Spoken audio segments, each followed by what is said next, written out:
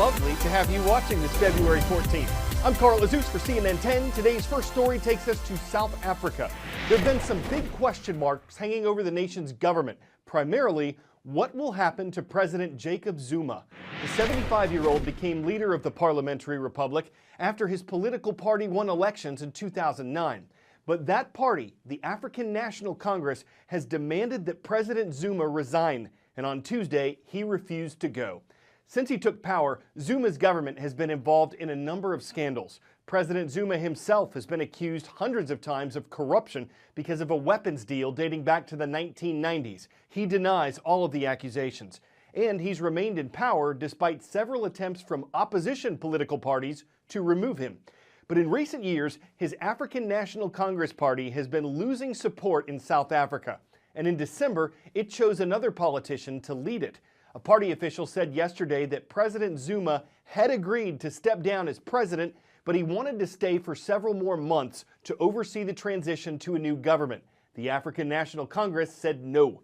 There's no constitutional requirement for President Zuma to give in to his party's demand that he leave. South Africa's parliament can force him out of power before his term ends next year, but the African National Congress would have to team up with opposition parties in the vote. It's reluctant to do that. President Zuma was expected to give a news conference on Wednesday morning that could answer what happens next. 10-second trivia. Which of these countries is located on the island of Hispaniola? Aruba, Dominica, Haiti, or Mallorca?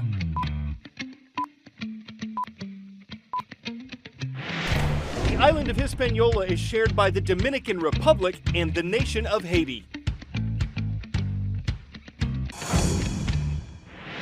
A form of human trafficking, illegally taking advantage of people, transporting them, or forcing them to work, has been uncovered in some of the orphanages of Haiti.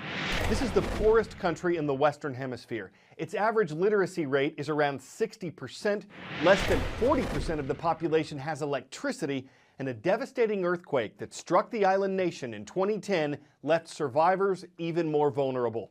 Our next report is part of CNN's Freedom Project, which aims to shed light on and help eradicate modern-day slavery. 12-year-old Sondi celebrates every day of his freedom. He's a survivor of a little-known form of human trafficking that is widespread in Haiti, trafficking to orphanages. When I was in the orphanage, the man beat us. My hands were swollen, he says. I didn't like it there at all. Sondi's nightmare began in 2010 when his family lost their home in Haiti's devastating earthquake. They were still living in a shelter 4 years later when his father died. His mother says she was left struggling to provide for Sondi and his two younger brothers. That's when a so-called child finder offered free food, shelter, and a better life for her children in an orphanage. I thought it was a good place, she says. He told me he would put them in school. They were lies. Sondi and his brothers lived there for 2 years before it was cited as one of the worst orphanages in the country and shut down by the government agency that oversees Haiti's orphanages. I thought they were living well, she says, and yet they were living under horrible conditions. It is common in Haiti for parents who can't afford to care for their children to place them in institutions. There are an estimated 30,000 children in orphanages in Haiti, and most of them are not actually orphans. More than 80% of the children in orphanages in Haiti have at least one living parent. Georgette Mulher is executive director of Lumos, a non-profit that works alongside the Haitian government to investigate abuse in the country's orphanages. She says many of them are trafficking in children. Entrepreneurial people have seen an opportunity. They have seen that foreign volunteers and donors love to give to orphanages and love to volunteer in orphanages. So they pay people called child finders who go out into the community and essentially put pressure on parents to give them their children. The government created an anti-trafficking committee in 2015 to fight human trafficking in Haiti.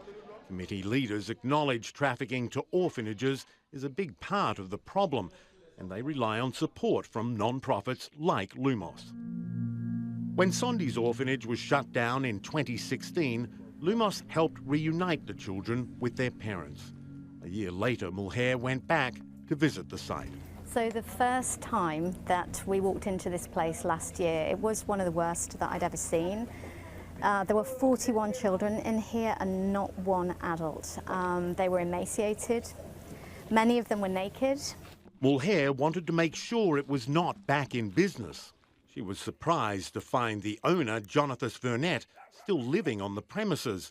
He invited CNN's crew in and spoke candidly about the closure of his orphanage. He admitted that he hit the children with a whip. And 1, 2, oh.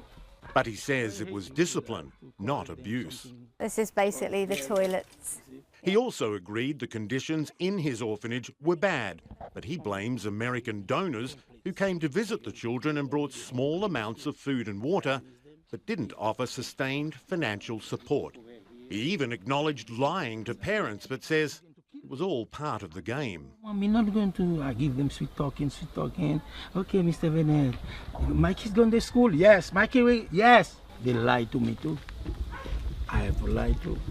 They lied to me. No father? No. I'm not the mother.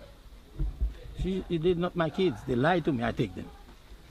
I see. They lie to me too. I lie to them. If you lie to parents in order to bring a child into an orphanage, okay? And if you then get some money or help or goods from foreigners, okay? According to international law and according to Haitian law, that is trafficking. You have trafficked those children. Yeah, I know it's not something like the way you say it. Vernet doesn't see it that way at all, and Haiti's anti-trafficking officials say his response is very common. Some people don't even realize that they're committing a crime, so we have a vigorous campaign of awareness to start to change attitudes. He says the practice is so normalised, oftentimes the traffickers don't know they're traffickers, and the victims don't know they're victims. But Sondi knows that what happened to him was wrong. When I'm with my mum, I have everything, he says. When I was in the orphanage, I didn't have anything. Today, Sondi is back in school. He dreams of a bright future as a school teacher, so he can be a mentor to younger children.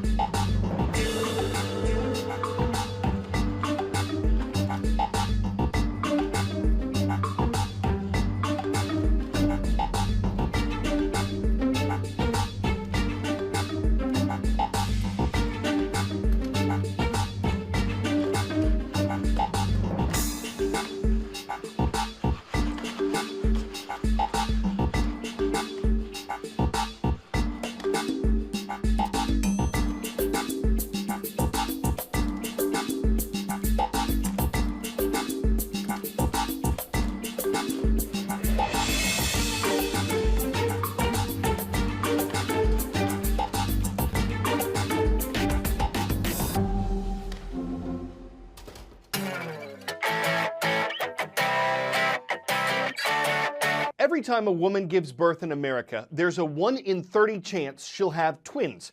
But mathematically speaking, at New Trier High School in Illinois, the ratio of twins to the student body is 1 out of 10.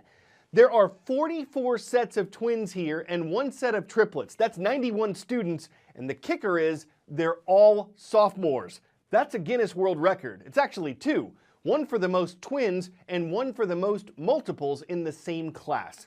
So that's like a twin record. It's twice as amazing. And we're glad someone realized they could be counted on, by twos of course, to set a pair of records. The twins, like the records, aren't all identical, but who knows, maybe the record will be for eternal.